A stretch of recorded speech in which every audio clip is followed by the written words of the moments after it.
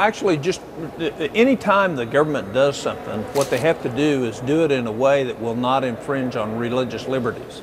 And the burden of proof then falls to the government to do that.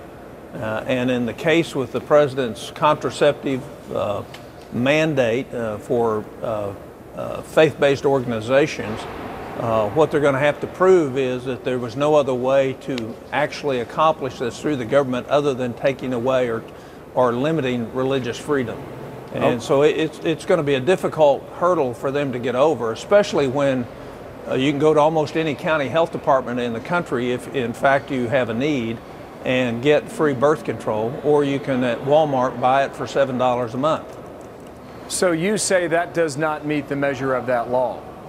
Well, there's lots of other ways they could do it. They could do it through Medicaid, mandating Medicaid, expansion of Medicaid for oral contraceptives by itself.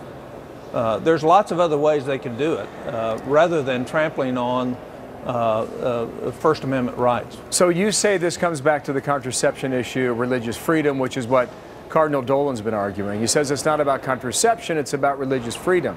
Because he would make the case, if the government's allowed to get through with this one, then where would it stop with religion in America?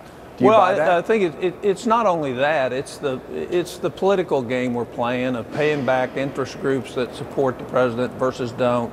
The idea is you know, is there a real need? And the answer to that is no. Having practiced obstetrics for 25 years, I can tell you there's not a shortage of access to oral contraception in this country for anybody.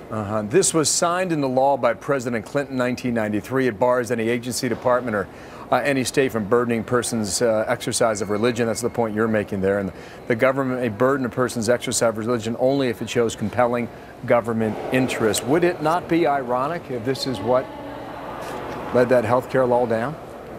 Well, I'm not sure this will take the health care law down. What this will take down is his mandate that they issued out of HHS, mandating that organizations of faith have to follow certain guidelines in terms of coverage. So it would just be the mandate then? Yes, it would just be that area. All right, Senator, thank you. We're going to keep an eye